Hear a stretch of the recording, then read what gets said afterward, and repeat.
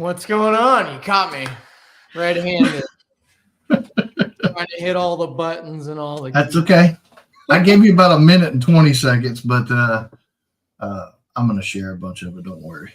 Yeah. That's about all I ever really need, though, right? So, yeah. Hey, everybody, welcome to this week's More Momentum podcast, where I, your host, Chris Holloway, get the lovely honor of sitting here and talking all things fun in More Expo, More Momentum, the Midwest Discovery Route, the training courses provided by Switchback, anything's game here. So this is definitely an open Q&A. If anybody's got any questions, we've had a ton of them about the Midwest Discovery Route coming through on Facebook, via email, anything like that. So this is a nice time to jump in, ask your questions, and learn a little bit more about it if you can.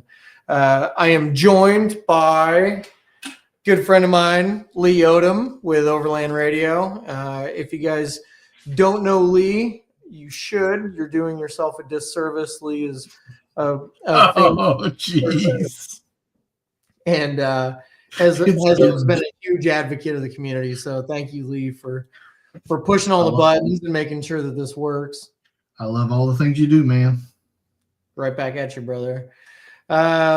So we've got some awesome company tonight. Lisa Addington and Katie Abraham. They are two badass women that compete in the longest all-women's rally. No GPS, no navigation. They have no idea where they're going. True hard obstacles and trails. So I thought it would be a great opportunity if I brought them on one of the Midwest Discovery routes, and I could maybe, lean into them and see if they thought it was cool or not. So they are truly hardcore, man. I mean, yeah. Right. They are. Like, no, when they do that Rebel rally, I don't understand. I mean, I could probably get by, but I don't know about you, Chris, but all that navigating, I'm kind of spoiled with GPS, man. Kind of so. Yeah. I want to ask them some more questions about really how they do that. The most rudimentary version of anything that I do for navigation is a gazetteer map. I'll pull out the big red book. I love it. And I'm starting to get a pretty good collection. I've got one for every state that I've either hit back roads or trail or off-roaded in, camped in. But anytime I'm going through anywhere, if I know I want to hit some back roads, I always pull in and grab one. There you go. Pretty handy. Well, how about we bring them in for you? You ready? Yeah. Why don't you play that super cool commercial? Let's show everybody kind of what the Midwest Discovery Route looks like, and then we'll just jump right into it. You got it, brother. Here we go.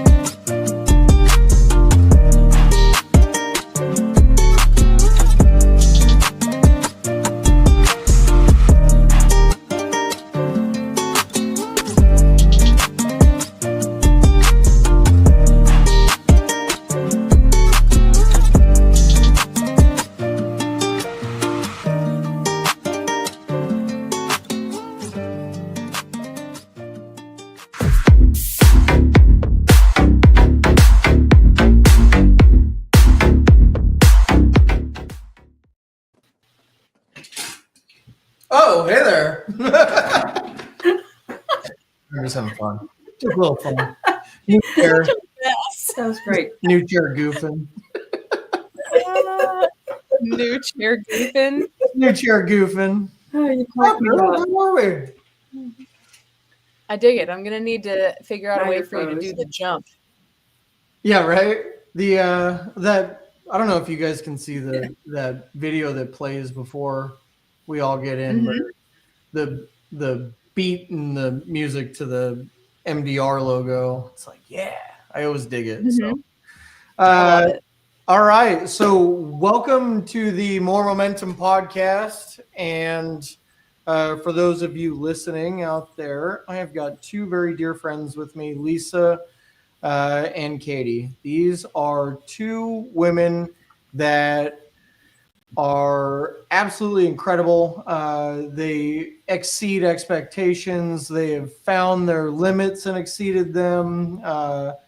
True badasses of the off-road community and a fantastic representation of the Midwest off-road community. So welcome to the podcast. Thank you. Here's, Thank you. here's where we put everything to Lisa, and she runs the show. So go for it. Just messing. Okay. So Where do you want me to start? what's new? Anything going on? Why don't you tell us a little bit about yourselves, and Lisa, how'd you get into this kind of stuff, and where are you at now on it? Well, I got into off-roading because when my husband retired after 32 years in the fire service, he wanted to get a Jeep again. So I said, go for it. We'll eat bologna and cheese if we have to. Whatever, you get it. So he had his about a year, and I'm like, I think I want one. But I'm not going to off-road it. I just want one. Well, that lasted like 2 months.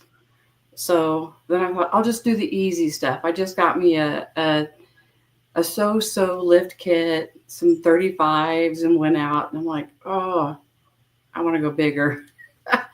So I wore out that lift kit, went on to Metal Cloak, which game changer is amazing. And here I am 6-7 years later, and I'm doing stuff like Holy Cross and hitting everything that I can and just having a great time and loving it. I would like to go on to a buggy. That's what I would like to do. Oh. Yeah. What would you say I'd like your hardest trail's been? Holy Cross. Yeah. Yeah. I loved it.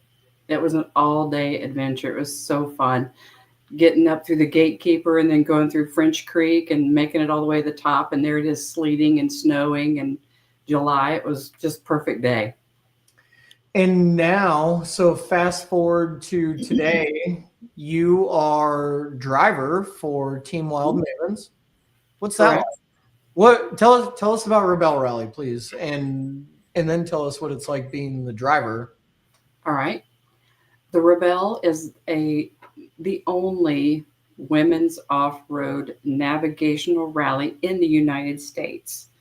It zigzags between California and Nevada, Missouri girl, sorry. Nevada is in Missouri. I think Nevada is in state. Yeah. So we usually start up around Reno, Mammoth, up in that area, and then finish down around Glamis. And like I said, zigzag back across the borders. And we've been through Johnson Valley, where they do King of the Hammers, Tonopah, the Pinnacles, Johnson Valley. Let's see where they do that. Let's see. Joshua Tree National Park. We've been on the world's largest dirt road. So usually a typical day on the Rebel is you get up about 4:30, 5 o'clock.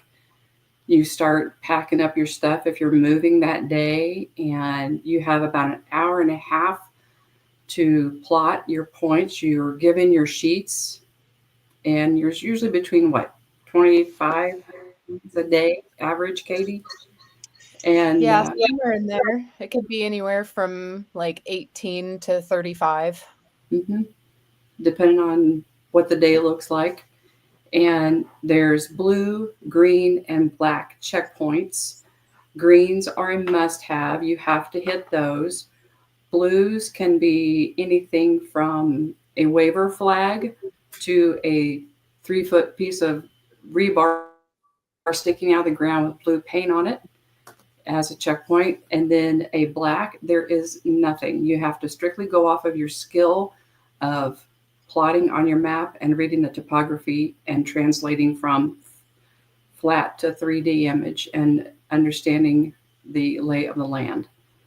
And then you have opening and closing times on those checkpoints as well. So it sounds intimidating. Very. What were you? How did the idea come up to do this, and what drove you guys like, hey, we're gonna register? Because it's not cheap to register. No, this is nothing about this entire process is cheap. No. So what drove you towards going for it? That girl right there on the other side of the screen, Katie. She go ahead, you tell that story. Okay. So I followed it for a little while. James and I had my other half here. And we were watching it one day, and he actually looked at me and said, "You could totally do that. Why don't you?" And I kind of sat there and pondered on it for all of like 5 minutes and thought of all the cons really, and was like, why couldn't I do it? And it was pretty much like budget, and a teammate. And those were really the only two negative or cons that I could find of like, why not? And so realized real quick that we had great people like you and friends and tons of supporters that we could figure out. So figured out the budget piece pretty quick. I was like, we can raise money, whatever. But then finding a teammate was the part where I was like, oh man, who can I be in such a high stress situation with for 10 days straight in the middle of nowhere and not absolutely want to murder? Because you go from high stress, extreme strategy to shitting in the woods together. Like it is a whole spectrum of emotions, and being able to do that is it takes a certain person. And I had put out a few posts on Facebook, just being like, you meet so many people in this industry and out wheeling, and then you make friends with them on Facebook or Instagram. So put a post out just to be like, hey ladies, where you at? And the first time Lisa commented, I didn't even like think about it. And I shared the post somewhere else, and she commented, and I reached out to her and I was like, hey, are you going to Frostbite at K-Rocks? And she said, yeah. And I was like, I need to talk to you. And I'm sure you were just like, okay, cool. Because I didn't give anything away. And I told her about it. And within just a couple minutes of telling her about what it was, she was like, let's do it. And Nice. I think after a while, she was like, what did I agree to with this crazy woman? Yep. Because, we originally met in the middle of the woods off-roading at a women's event. And I was like, hey. Yeah, I was trail leader and saw Lisa do her very first trail in Harry's Jeep. And, it went from there. So, Nice. Kara. Hi, Kara. Fellow Rebel. Yeah, fellow Rebel. Another proud Midwest ladies team. So yes. Mm-hmm. So, yeah, that's how it happened. And here we are. So, all right, you guys are like, all right, let's do this. It's still at this point a kind of a business idea for the most part. You treat it like a business, right? You fundraise, you hold each other accountable, in probably so many ways, and that's probably one of the keys to your successes is you have an accountability buddy, right? Yep. So, that's huge. But what for other women that want to get into this, like, all right, so it's like, what do? We sign up, we register, and then where do you go from there? How do you? Yeah. What do you do for training? Let's talk about training. What's important to know when you're going to go? Is it 6 days? 10. 8 driving. Now it's 9. Okay. They're always changing it every year. There's always something new, something coming your way. But training wise, so many different things. When it comes to, I'll speak to the navigation side, co-driving. There's a lot of repetition that you need to do, because in that morning time that you have an hour and a half or so to plot all your checkpoints and get a second to look at the road books. And there's portions of the checkpoint sheet that they give you that might be blank. So you don't always know what's going on there. So you're trying to get them as accurate as possible while scoping out the area, while trying to come up with some sort of strategy, while also remembering that you just need to know which direction to leave camp. Because not surprisingly, sometimes that's something you forget about, is like, oh, I just need to know which direction to leave when we go to leave. Because you're so worried about getting further down the line, having that initial heading, and then your dead reckoning is very important.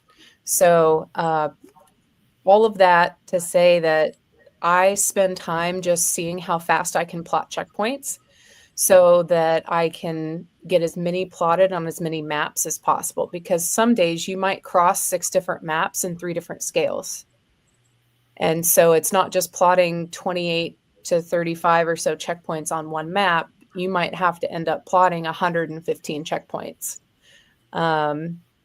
across different scales, and then figuring out how the maps line up, because sometimes the maps don't touch.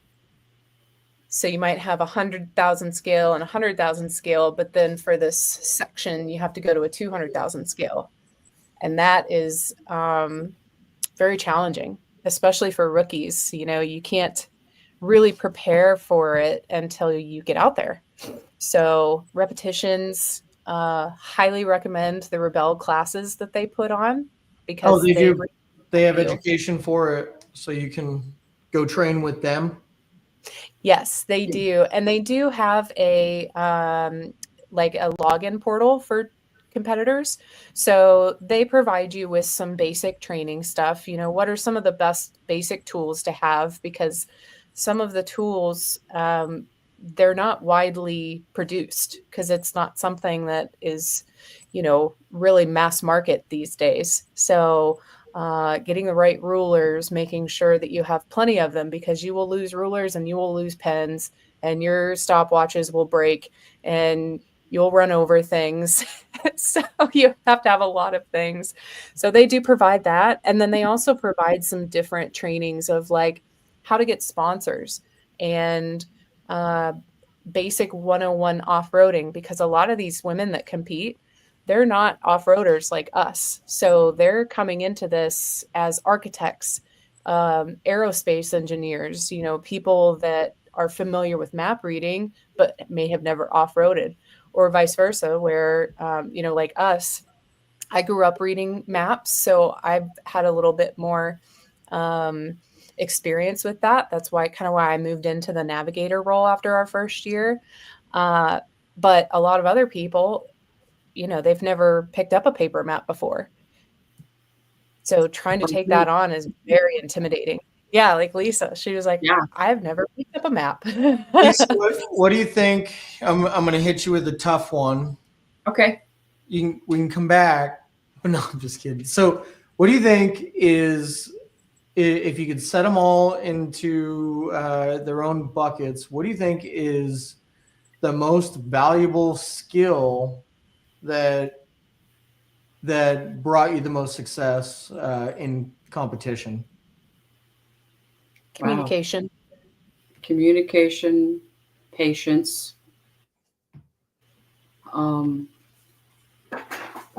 strength, inner strength, Yeah. knowing the person next to you is relying on you 100%, and that's both ways. And just being honest, if you make a mistake, own it 100%. Okay. Mhm. Yeah. Yeah. So above and beyond all of I can change a tire. I can use a winch. I can, whatever it may be. And that makes complete sense. You've got to have a level head. Yes. Mhm. And no matter how tired you are, you don't stop until you're done. Yeah. Yeah. You can't give up. You can't quit. I dig it. It's super cool. So while we were on the route, the Arkansas, Little Rock to Springfield route, Katie was calling out some fun stuff. I was having a blast sitting on the Midland radio listening. What were you calling out while we were driving? Because you also compete in other rallies. This isn't your only Yeah. So crazy adventure. Rebelle has really sparked me to fall in love with automotive competition. So I have branched out into stage rallying, as well as I'll be doing my first desert race coming up, Battle at Prim, in April, sitting as a co-driver in an open side-by-side class. So what I was calling out was actually pace notes for stage rallying. So it's basically the shorthand talk that you have with your driver to tell them what types of turns are coming up, and whether the road is rough, if they can cut the turn, and then the distance after the turn. There's very specific cadence as well. The co-driver is very much the manager of the whole situation and keeping the driver calm and focused, so that all they need to focus on is driving. Because driving is taking that other person's life into your hands.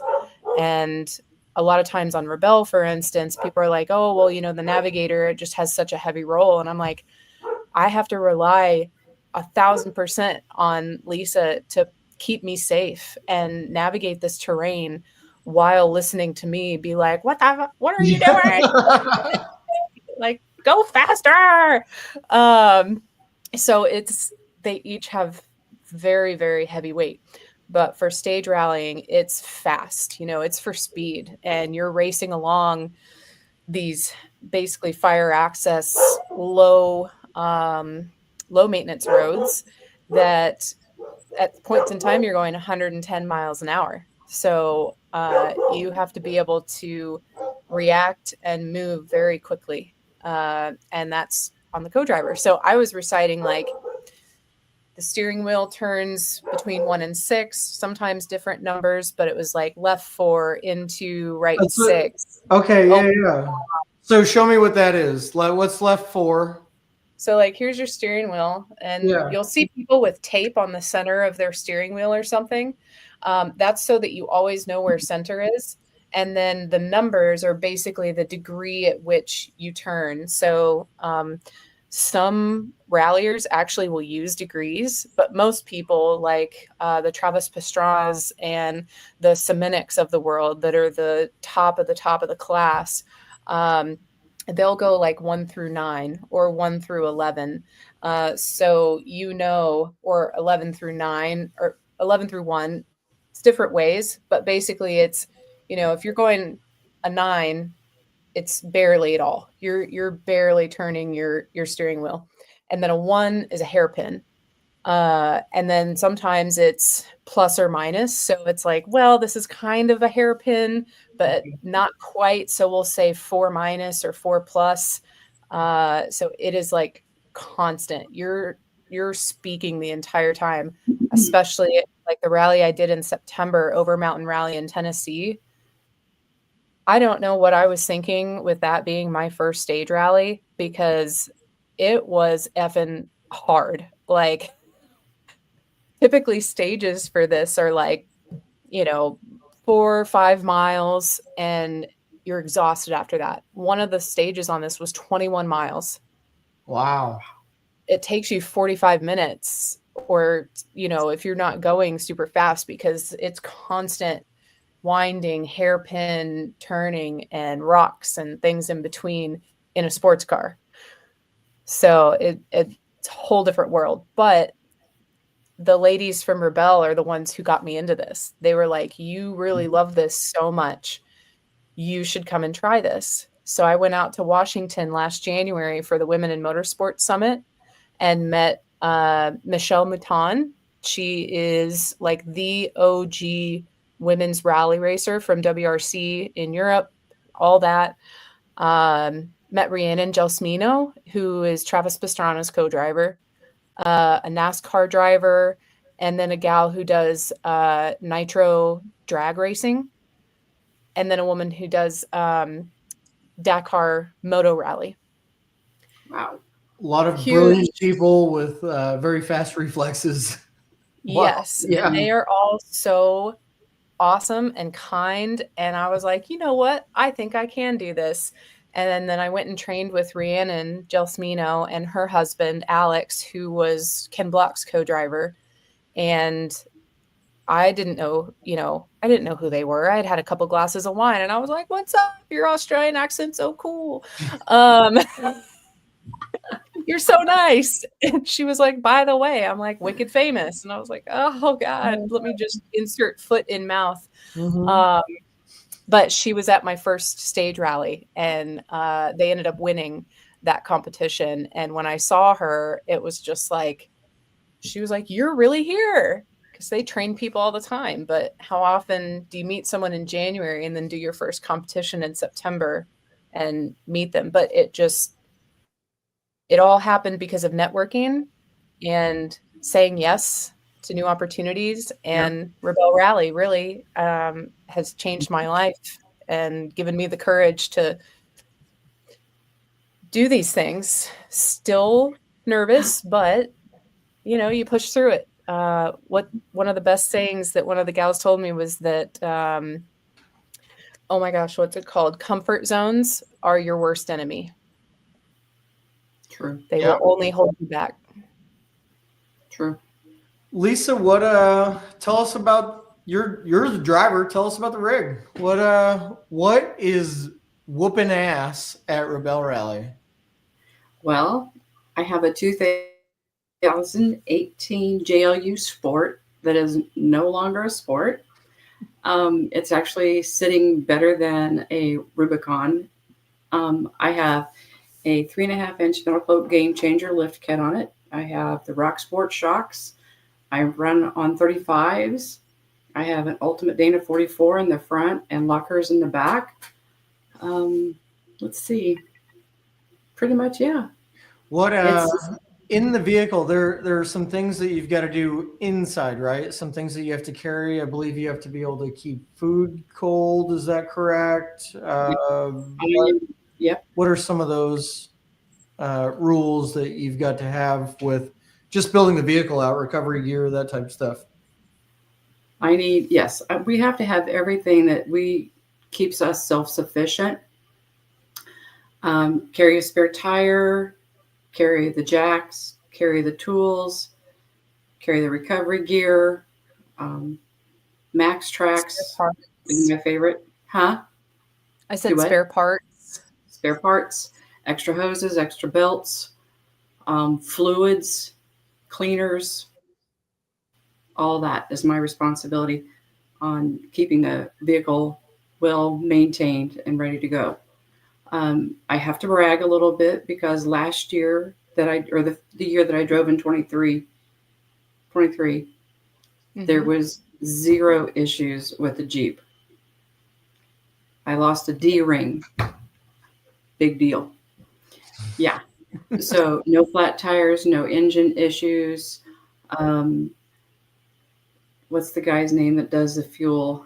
He made the comment to me that I ran it so well. I used the least amount of fuel with the Jeeps because I knew how to run my rig properly at the right time with the right gears and shifting and so forth. That's His name's important. Busby. Thank you. Busby. So Mhm. while you're driving, do you come out of automatic and use the his and her shifter? All the time. Yeah. All the time. I used it when we were doing the discovery route.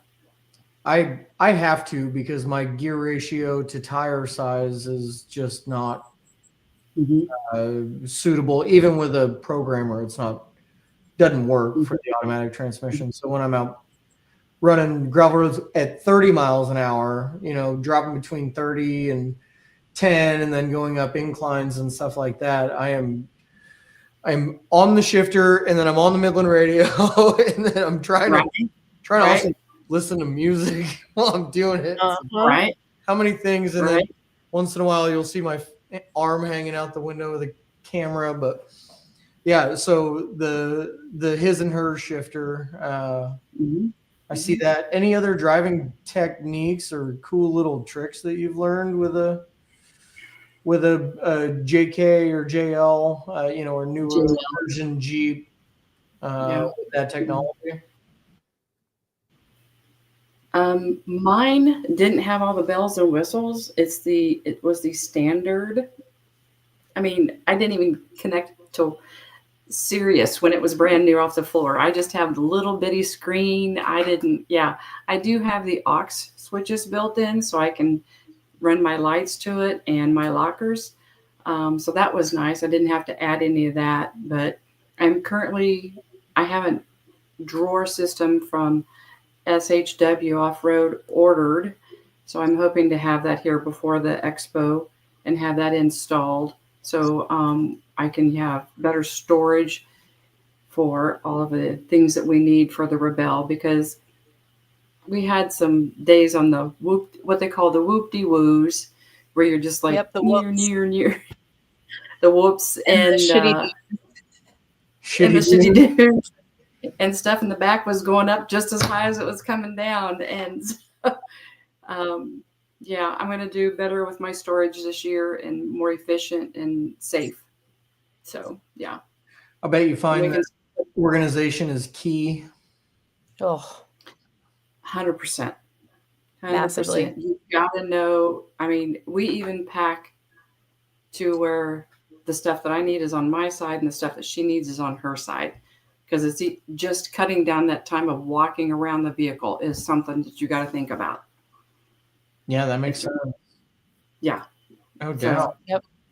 And how we split duties too, there's things you do during different parts of the day where you each have more responsibility, or you decide between yourselves as a team that, you're going to pack up camp while I go do this. Usually it's plotting, things like that, so that you can really maximize the efficiency of your time. That is one of the key things about Rebelle. You have to keep optimizing and reflecting on how you're using your time and be more efficient. That's how the top teams often find those little extra minutes that they get here and there. Maybe they'll actually get to take a shower tonight because they were more efficient with their time.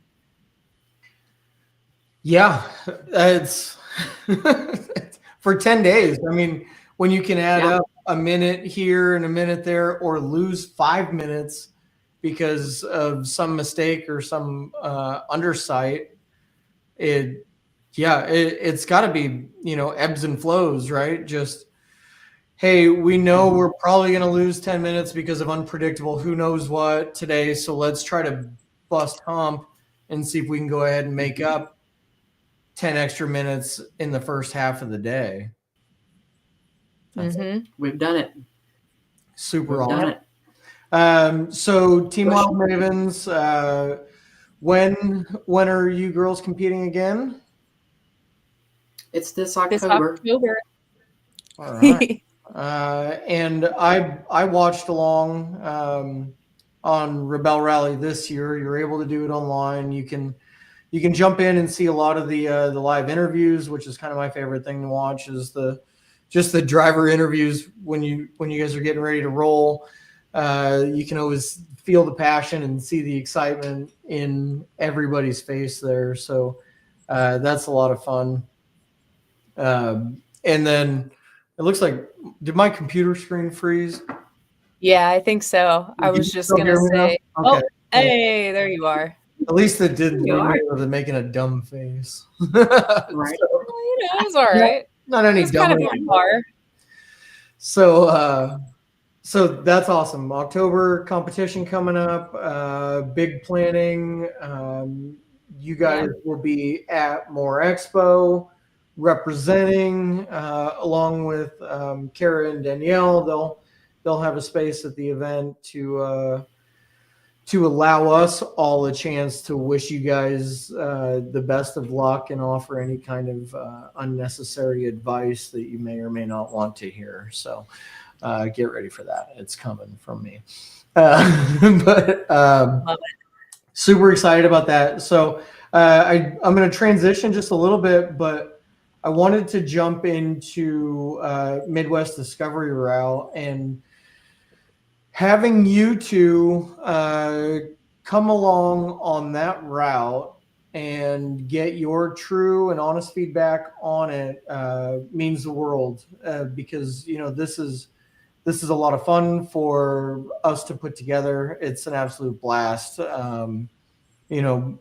Midland's right behind me on everything we need and how we communicate on these trips and all the planning. So they drive it home. But what really is going to make it cool, because this is a new adventure for More Expo and its attendees and participants. S'more to More route was fantastic, and that was fun. We did it for 5 years, and we ran out of gravel roads, really. So in true More Expo fashion of trying to 10X whenever we can, I was absolutely thrilled to have 2 professional rally drivers join me on this route, and excited to see what you guys thought. What's your feedback? Like, how'd it go for you? Can you walk us through the trip and, from where we started to what was cool and where we ended up? Yeah, for sure. Lisa, do you want to go first? Absolutely. Go ahead. Oh, okay. Go ahead. Well, let's see. I finished up work a little bit early, and I actually headed down separate from these guys because I was coming from Shawnee. They're over in the more Blue Springs area. So what's funny is I left 2.5 hours after them and ended up 2 or 1 car length in front of them at the stoplight from where our final destination, basically, which was fantastic. I wasn't speeding that much. Right. But anyways, it was super fun. We know.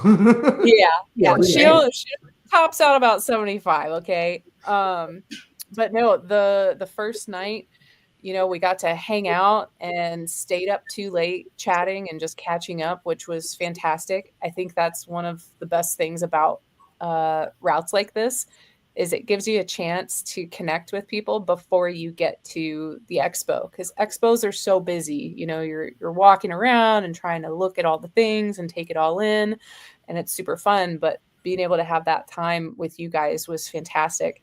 And the lake that we were at was absolutely beautiful. So that was a great piece. But getting to spend that time with you on Saturday was even better. I was really hoping to get to spend a little bit more time with the caves, but it was really cold. It was wicked cold. But the rain actually made for some really cool views.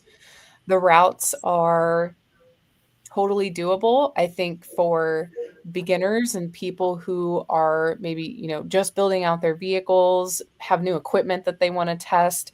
It's definitely a good thing for that, because you'll be amazed at what will rattle loose very quickly on routes like this. When you're covering a lot of ground, you're, running the speed limit most places, because you're trying to get to your final destination. But great place to test new equipment, and great place to get some good trail time. There's plenty of places to stop and chill and take things in, and maybe it'll be warm enough at that point in time that you can get in the water, because there's some really cool places to stop and go swimming. Yeah. Oh my gosh. There absolutely were. They're everywhere. Waterfalls galore. Yeah, this trip, like if I had to pick a symbol, a logo for just this specific route, it would be, this is like the water and the waterfall route, like the St. Louis route. That is definitely an earth route, because you have large formations and you have big tall bluffs along the sides of the road. Kansas City to Springfield, if I was to pick a logo for it, it would be pastures and wild horses, or not wild horses, but horse farms, and just rural kind of America going through there. So yeah, definitely some great swimming holes along the way on this one. How many times did the radio peak up and it was like, oh, we can stop there. I'm pinning that. Let's go swimming there. Yeah. Yep. I know we each have a ton of different pins. Absolutely. And when we're making the rally book, we'll make sure to put as many of those in there as we can. If not, directly on the map, it'll be in the index for you guys to see. They will be. We're going to give you all kinds of symbols to mess with you too. Right. This is the lexicon cheat sheet that I have for all my racing and stuff. That is Egyptian hieroglyphics, and we're all going to learn it. Well, but don't be intimidated by it, because you're going to use about 1/10 of what's on that page for this road book. So don't be going, oh my God. But, what did you enjoy on the I like? Well, I like the different, you can go pavement, gravel. You kind of kept going back and forth. It wasn't just forever in the gravel. And like by April, hopefully they'll have a little bit of dust. But yeah, I thought the color of the Buffalo River was just beautiful. Just kind of an iridescent blue-green. I thought that was really pretty. And the cliffs and the bluffs, just beautiful. I loved it. And the ferry crossing at Peel, that was fun. Getting out there on that choppy water, and it was pretty smooth on the boat for as choppy as I thought it was gonna be. That's a big heavy because the wind. Yeah, but because it was so windy, I thought it would have been a little bit more rocky, but it wasn't. And then stopping at that little store and getting those sliced bologna sandwiches, they were so good. It was so good. Yeah, I told Chris, I said, bologna tastes better outside than it does inside. And he's like, what? And I said, try it. You'll understand. So I got a ham sandwich at the store. Yeah. And then she asked me, is the bologna better outside or in? I'm like, I don't know. The ham is just as good in or out. So I don't know. I'll have to try the bologna next time. But that's cool too. I like that there's, think about the places that we stopped and ate along the way. Just usually you can get gas wherever you're getting lunch, and the food was good. That cheeseburger I got at the very beginning. Oh my God, that was massive.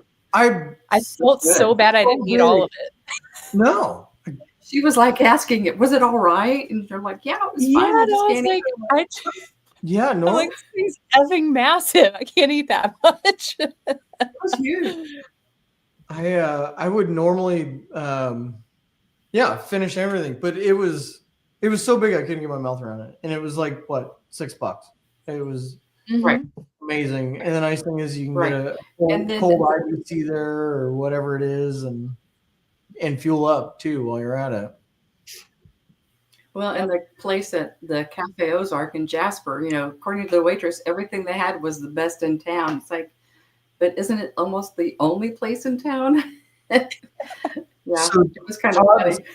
Todd's asking, he says, can't wait for the More Expo. Any trails we can pull our trailer through on the way in? So Todd, I'm going to take a wild guess at what trailer he's probably pulling. And I'm pretty sure it's his and his wife's initials, Todd and Carol TC Teardrops. But they're coming into More Expo. And Todd, if you're coming down through Kansas City, let me know, and we'll make sure to get you on that Midwest Discovery route coming out of Kansas City. That starts in Lone Jack on 50. But if you're coming around the east side and coming in through St. Louis, we'll put you on the St. Louis route. That's what's fun about this is we have north, south, east, and west all coming into for a big party and celebration at More Expo, which is awesome. I can't wait to hear, like, the coolest thing is going to be you get to the expo and it's like, oh man, your rig's filthy. Like, which route did you take in? Oh, Yes. we came in from Tulsa. No way. We came in from St. Louis. Like, that's east and west coming in. And then you guys have met here in Springfield, Missouri, or north and south, or whatever it may be. But just I don't know. I think it's going to create some really cool camaraderie. There's such a neat dynamic behind this whole thing. So It's such a cool idea, and thanks for coming up with it, because it, like you said, there's only so many routes that you could do for like S'more to More. So coming up with something new and fresh like this that also allows more people coming from outside of just our Midwestern area to really be able to get a taste for it, because so many people are like, what are you going to go off-roading in Kansas or Missouri? They don't realize the breadth of off-roading that there is to do. It might not be as extreme as some the other areas, but beautiful nonetheless. Define extreme. I don't know. We don't have much for 140 mile an hour stretches, but we have plenty of 1.4 mile an hour climbs. So yes, Yes, very true. it comes up so often. It's like, the Midwest, like flyover state. Missouri, it must be flat. It's like, well, you're 50% right. Like, north of there's some great rock crawling around here. Kansas City and north, it gets a little flatter. But I mean, Kansas, the Flint Hills absolutely rock. So beautiful. It is. You don't have to have 14,000 foot mountains to appreciate a elevation change. So Kansas, stunning. The southern Missouri I love that I live in Missouri. The amount of rivers that we have is unbelievable. Coming up from Arkansas, we saw more in Arkansas than we did in Missouri, but on this route, we only spent a small amount of time in Missouri. But those are just you could throw a baseball and hit Arkansas from here. So those rivers, fantastic. But coming in like on the St. Louis route, coming in, you see the Meramec and the Big Piney, and you're so close to Current River and Jack's Fork and so many others. It's like that's the river quadrant, and then we've got Kansas City and the Tulsa route will come in. Actually, Tulsa is going to bring it through and buy some rivers too. Again, the Big Piney. So we see it twice between two routes. Oh, that's cool. Really cool. Nice. And you know what is awesome? And we noticed this thanks to, if you guys don't know, our rally navigator, newly nicknamed Caveman, his radio call sign now. So Caveman loves exploring caves and finding any hole in a bluff or rock wall that he can, and going and checking it out. And that shows on these routes, because all 4 of the routes have caves that you can go explore, which is awesome. The one that we just did, we have 2 major caves, Mystic Caverns in Arkansas, and then the Small Civil War Cave, both absolutely amazing. But so plan a little extra time on these trips so you can go do that stuff. Don't come in like it's a race and just try to beat trail getting in. There's no reward for who got to Moore Expo first. Don't come into Moore Expo on Sunday morning. You'll miss the biggest party in the Midwest. But the trips, like, I would see that I could spend 3 days on that route and really enjoy myself. I like to pull over and do some fishing. Yeah. I like to stop at the tourist things and see a cave, or there he is, Caveman, right there. Caveman. Yeah, big shout out to Ryan. He Yes. has absolutely killed it, and it's one take on these rounds. We're doing them in one take. It's like when you get up to do an interview and you've got to say, "Oh, stop it, pause it, restart. Let's try this again." That's kind of what I expected, and that's the way that S'more Tomorrow was for me. I'd plan it, but then I'd get down there and it's like, no, we got to change this. Come home, look at it on the maps, and then go back down. It would take like 8 weekends to go plan those. Mm-hmm. We're hitting all of these. Like, the layout is absolutely perfect every time we do it. So cheers, Caveman, Ryan. Thank you, Caveman. Yeah. Yeah. And I know Ryan from a long time ago, so this is just kind of a new level of getting to know him as an adult and connect with him on a different way, and I really enjoyed it. Yeah. So here's how small the off-roading world is and how everybody kind of knows each other. But how do you know Ryan, Lisa, or Mrs. Addington? Right. I did behavioral education for 23 years in Odessa, and Ryan, he was not my student, but he was a student through the school that I worked at. So I knew him, and his mom did some substitute teaching when he was there. And so I was like, Ryan McAllister, that name sounds really familiar.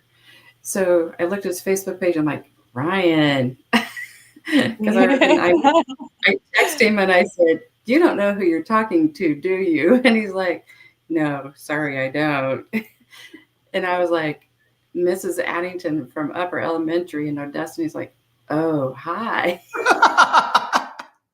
That's so fun. So it's been really fun to get to know him on this level instead of that level. And I've really enjoyed it. So, yeah. That's cool. Yeah. Such a good time. You guys did great on the route. It was fun. Lisa, you said this was kind of your first whack at dispersed camping. Yep. What'd you think about that? Any lessons learned? Anything you'd do differently? You had a pretty good setup. I know, it was great. Since it was cold, I kind of planned for that, and I had my bedding all laid out in the Jeep, so it was all done. I just had to literally throw it in park and climb in the back, and I was ready to go to bed. It was great. I took a little buddy heater and set it in there. I had a tote with my stuff in it, so I just set it on top of that in the morning and turned it on for about 5 minutes. It was golden. It was golden. I borrowed one of the Jeep mattresses that are made for the Jeeps from a friend and tried that out, and It was so comfortable. I'm probably going to buy them from him. They'll, So yeah, they'll actually. So Deep Sleep will be at More Expo if anybody's looking for a nice. simple way to just pull in, put it in park, and climb in the back of your Jeep. We've got them in as a vendor. Because that's what I did. It was great. Let's see. So DK wants to know, will there be any dedicated GMRS channels for the Discovery routes? And part 2, will there be any monitors on the routes? So no, this route is designed for you to run. Really, it's set up where you could run it completely by yourself, or if you wanted to go with the group, you could totally run it on a group. We don't have any need to regulate what channel anybody's going to be on, or push how you guys should communicate on that. As far as it goes, I would say if you're rolling solo, I would have my Midland radio on. If it were me, if I was rolling solo on the route, I'd have my Midland on, and I would be scanning channels. If you're running with a group, one thing that I would recommend while you're out is try to stay on the lower channels, the ones that aren't hitting the repeaters. The Ozarks are absolutely full of so many people that are down there either working or other people that aren't participating in the Midwest Discovery route, friends, family, just parents talking to their kids or whatever it may be. But the channels in that area get gobbled up pretty quick, which it seems like the repeater channels are the ones that are more commonly used. I think we stayed on 4, 5, and 6 while we were down there. I think we caught interference once the entire time.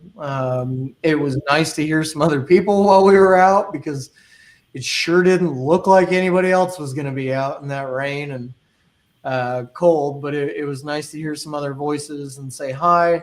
But just a quick channel change, or once you move a couple miles or crest a hilltop, you're on your own again. So no dedicated channels. Definitely keep one for emergencies and make sure you're able to communicate. But no, we're not gonna tell you where to talk or on what channel. Lee in the background, thank you so much. Make sure any more questions that come up, keep throwing them in, because these are always good to get answered for everybody. And anybody listening, thank you for listening this long, and thank you for participating and asking questions, because that's what's driving this whole thing. And the route, I thought it was really cool. You guys thought it was really cool. We're having a blast doing it, but this is the first year that we're doing this. So it will get better. I think it's going to come out excellent and wonderful the first year, but just like the S'more to More route did, it got better every year because we always had so much feedback. This is a good one for, let's see. Oh no, this is for me. For you. It's for you guys. I thought I was off the hook. No, it's for you.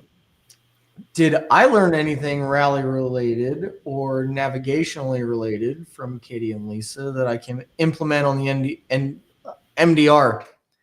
Yes. Hell yes, I did. So, I create this rally book.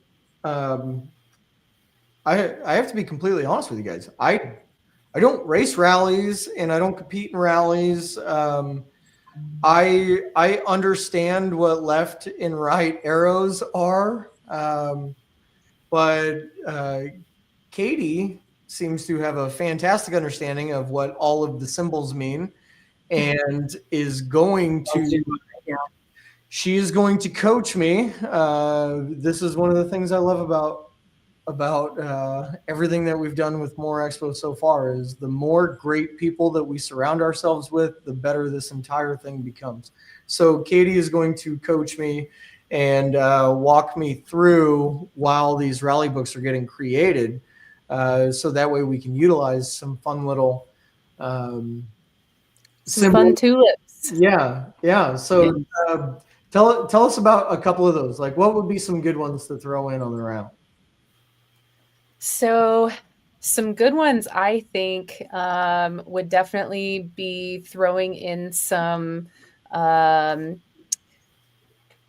directional based things like cap heading and absolute true heading, because there's definitely times where there's a couple split offs, and you could say just, you could show in the tulip is the little picture that'll be on the left side of the road book that is just a simple illustration of the junction that you're coming to.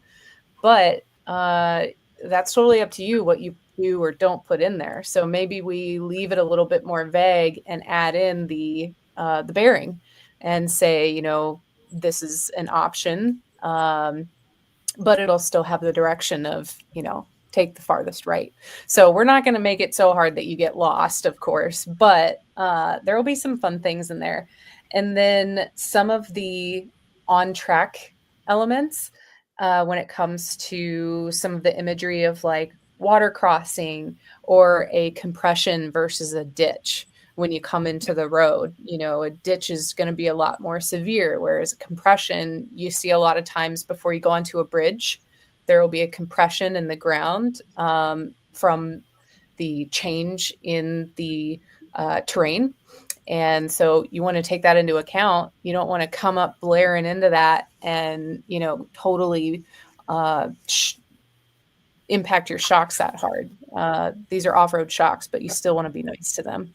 You want them to last.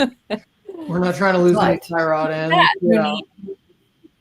You don't have to have off-road shocks to do this route. You can do this in any vehicle, right? Yeah, I would say so. Yeah. Absolutely. F-150 bone stock, you betcha. Yep. Suburban, fully weighted down with your entire family in it, and the in-laws, cool. Keep them in the back, but go. It's right. Anything like and Ryan knows when we're running these, like, this has got to be able to be passable by anybody. And the rule that we've put in place is, every time you come up to a road, it's like Subaru or Sprinter van, they've got to be able to get through it. Now, Sprinter van's not going to be able to move through it as quickly as we did. We're not going to be able to move through it as quickly as a Subaru will. But it's just completely up in the air. We're not sending anybody through any more than a 10-inch water crossing. Anything more than just some washout in the roads. You probably won't have to engage four-wheel drive. Obviously, you're more than welcome to if you want to, but it's not about how physically challenging was this for my vehicle. It's kind of more how mentally challenging was this for me and my co-driver to be able to read through this rally book and know, because I said it and I'll say it again, you're not getting a GPS track. What you're getting is old MapQuest kind of turn-by-turn direction. Like, we're bringing it back old school on this one. So Amy said, so the Class A RV coach can manage even towing the Jeep. All right, I'm gonna let Katie answer this one. What do you think? Class A coach towing a Jeep. I know that Class A coach and I know that Jeep. I don't know. I'm the only. Only reason would be for the tree cover. Tree cover or space back. I wouldn't be worried about the terrain. I would just be concerned about the height, depending on the height of your air conditioners and such, and any other accessories that you have mounted on top of it. But if you've got low profile ACs and stuff, I think it would be fine. Yeah, my Jeep with the rooftop tent sits just at 8 feet. I'm thinking a Class A is probably 11 and a half. Do you know the height of your Class A? No, I'm looking online. Amy, do you know? 11 to 13 feet is the typical Class A. So did we go anything? I don't remember being under any, even any train bridges at the low 12.4 No. or anything. I mean, you're not going to get through it very quickly. Definitely plan on a few days. They're doing the Kansas City to Springfield route. Oh, Sorry, I'm in a squeaky cherry. They're doing Kansas City to Springfield route. Oh, yeah, that's right. Mhm. We didn't have, actually, yeah, Kansas City to Springfield has a low bridge. I'd have to go back. We'll definitely mark it on the route. We'll mark it on the route, so note it when you see it coming up, you know, because you'll have, if you turn the page, you'll have a few 10, 15 miles heads up. Just note that, and then grab your phone. Honestly, the Kansas City route has pretty good cell service the whole way. Grab your phone and just find a gravel road that goes around it, or a main road or something, and then boom, connect back to the route and off you go. Yeah, so I don't think there's anything on the St. Louis or the Arkansas route that you have to worry about. Evan Spangler said, only one way to find out. Send it. Right? And I know these two people personally, and I would not put it past them. All right. Yeah. If you the cut the air conditioners off the top, you probably won't need them in April anyways. Have them ready for June. But some of those turns coming down from the mountains in Arkansas, they would not have made it around some of those turns. They've been too tight. Oh, yeah. Those ones are tight. Now, I've never had to driven take Class A. I've got a 22-foot bumper pull that I'll pull with the Tundra, and we've been on plenty of hairpin turns like that in the mountains. Did okay? Yeah, we just, you kind of wait, and then you get in the other lane, and you swing it wide, and you go nice and slow. And if somebody's around the corner, they're not coming at it very fast. They'll stop and back up for you. They're really heavy voice. So yeah. Yeah. But yes, full send, give her hell. I love it. And they will. Share pictures, please. Share pictures. Worst case scenario, we'll have an Airbnb. Yeah. Let's see. So there's Hey, Jared. Yeah. Jared. Shout out. Cutest baby ever. They have the cutest new little boy. So Mark said he signed up for the St. Louis route after the last live stream. Nice. I hope we got all the questions answered for you that we needed to, and good luck. It's fun. Don't jump in a spring. You're not supposed to, but I might. It's 50-degree water. It's fun. So Cindy Northology Adventures wants to know, is there a MDR hashtag? Yes. I picked the longest hashtag for this that we could come up with. It's hashtag Midwest Discovery Route. I'm starting to get pretty quick at typing it, but it's a long one. If enough of us tag it, eventually it'll just auto pop and we won't have to worry about typing it. So there's your incentive to hit it as fast as you can. Yeah. So Wicked fun. Let's see, Katie, you camped. You rolled in and stayed in probably the smallest tent that I've ever seen the first night. Yep. And then Yep. It's just a little front runner pop-up tent. It's like, I think I paid like $150 for it. It's one of those ones that you fold like a taco and then in on itself. And I've been rocking that for like 4 years now, and it's fantastic. I love that little tent because I don't even stake it down because it's not going to blow away with me in it because it's the size of me.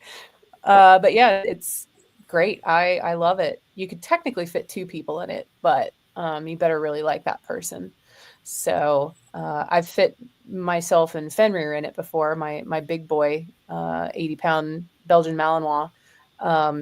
But the second night, the wind was so bad that I put my air mattress in the back of the Forerunner because right now I'm not rocking my second side of my drawers. So I've got the Goose Gear plate down in the back, and it was great. I slept amazing. I also had a heated blanket on, so I was snoozing. I'm pretty sure I slept for like 10 hours.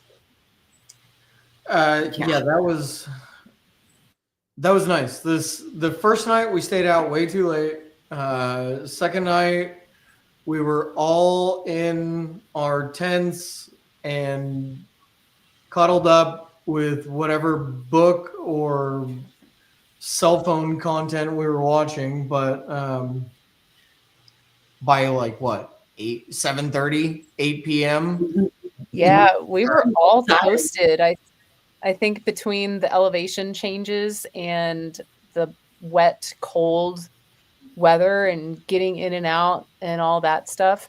I know me personally, I had a long week and it hit hard Saturday night. I messaged Chris earlier and I was like, sorry if I was a little bit snippy on Saturday night. Like I was done skis. I was tired and I don't like to get snippy, but I was like, when are we going to be done tomorrow? I don't want to get home at 10 o'clock. I didn't notice. I swear I didn't notice. But I felt like I was just being the worst ever. It's like, I want to be home like midday. Oh, yeah, I was like, I would love to be home midday. We all got shit to do. I know. I'm always worried. Because I mean, I'm worried. Between the time we left home Friday morning and got home Sunday evening, we did what? A little over 900 miles. Yeah.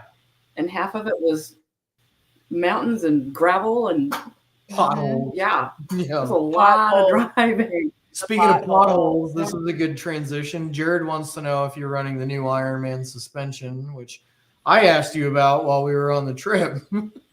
Yep. So Ironman we just launched it like 2 weeks ago, is a new monotube suspension. It's the first monotube that Ironman has done, and it's wicked sweet. Like it is, the best way to put it is it's premium, affordable premium. But I do not have it yet. We just got the fitment for my Forerunner in stock. So now we have the older model Tacomas, Forerunners, FJ Cruisers. We have Land Cruisers, both left and right hand drive, and more fitments coming like every day. We're just waiting on certain parts like diff drops and bump stops and things like that, little spacers and things. But hopefully soon I can get the hookup. But I'm actually going to be building out the Tundra that we have, the 2010 TRD Rock Warrior, into a chase truck. And we're looking at doing that build to be an Ironman featured build so that I can have a work truck kind of here in Kansas City to help raise awareness around Ironman because we're still new in the US. It's an Australian-based company, and they're fantastic, and I love them because they let me cuss on accident, and they don't reprimand me because they're Australian.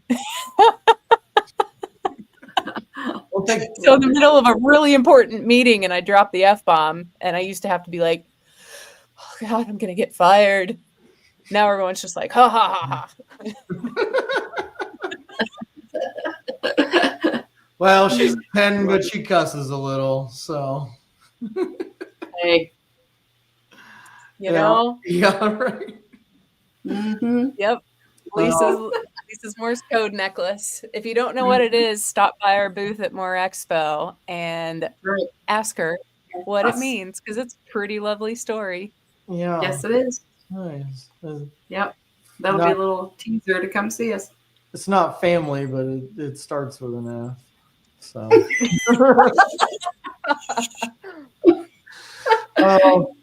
Let's see. We're hitting about an hour and 15, which is usually when people stop listening to us, anyways. So I'm absolutely thrilled to have you guys in my life, in More Expo, participating in the Midwest Discovery Route. It's wonderful to be able to tap into this kind of knowledge and just know that out there are people that have done amazing things, that are willing to share their knowledge and help grow the community. So much love and Godspeed to all of the endeavors.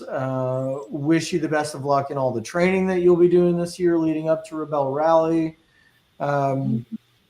To any of our brands that are listening, we have several business owners and high profile and amazing representatives of so many in the off-road and overland space.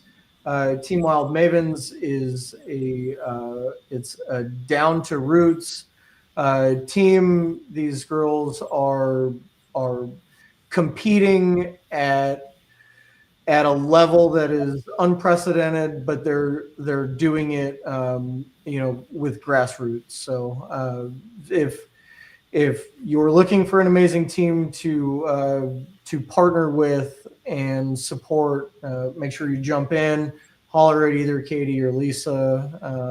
I know that we are proud to sponsor you. It brings us great joy to see our ladies of the Midwest making a name for who we are as a community and what we do. So thank you for that and all that you both do. That's awesome. Sincerely. At that, I'm going to leave it by saying camping is just about sold out at More Expo. So if you guys want to camp at More Expo, don't forget to jump on the website and lock in a space. Tickets are open for Big Iron Overland Rally. Stay tuned for the most baddest ass edition of Momentum magazine that you've ever seen. Thanks to Cindy Pope and the amazing team at Northology. When you come in and camp, all of that is awesome and doesn't suck at all because of the team at Northology. They make it super awesome. So, big shout out to our sponsors. One of them that I wanted to mention, I'll bring it up in the next one, but I've got a cool toy that I want to show in the next podcast, which is how I keep my tent level when we're camping. Have you guys seen these? No? Check this out. So is it just a scissor jack? Yeah. Mounts to your roof rack, right? Right. And then rooftop tent mounts to it. And then it works better when I've got my hands out. But you just move this guy in, lift it up. And then that's so smart. All four corners of your tent are adjustable. And then when you're ready to put it down, like you can bring it up. It's 10 inches. So if you're on a complete slant, you've got 10 inches of adjustment out of your tent. That's super cool. So that's important too. This is I got a set and then I asked them, I was like, I want a desk prop, just something. This thing's so freaking cool. I was like, I just want one on my desk so I can show people. So this is me showing you. Yeah, that's super awesome. Big shout outs to Midland Radio, especially for making the Midwest Discovery Route possible. Did you guys find it easier? Now, be honest. Did you find it easier to communicate having Midland radios? Yes. Yeah, I love my Midland radio. Every time I'm out, it's on. Yeah. And a little something, kind of a show off for Kansas City. The off-road club that I belong to, we have a snow squad. And we get weather like what we're getting, and we go out and pick up first responders and get them to their job when they're not able, we've always got our Midland radios on. Always. Yep. That might be coming up tomorrow. Very important. Yeah, we'll probably be activated tonight and tomorrow for sure. It's quite possible. Yep. They already called school off, so. True. Yep. We'll be Everything we're working. James is working remote tomorrow, and I'll see if I can get out. I might just have to help with admin. I don't know. We'll see. See how busy work is. But yeah, I just hooked up the. Finally got their large long range antenna set up. Oh, I was gonna ask you how you like that. Sick. Seriously. So sick. Along with the 50 watt and then the extra speaker, I still need to get fully wired in. But you said you run their auxiliary speaker, right? Their external speaker, and love it.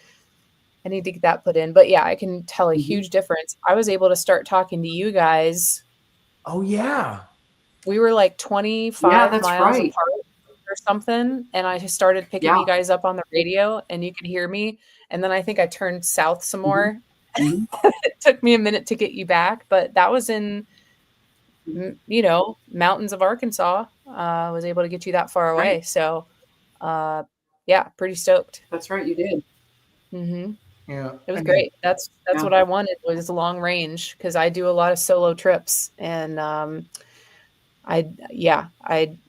am not a prepper. I'm a prepper. I'm kind of a prepper. Yeah. Last minute prepper.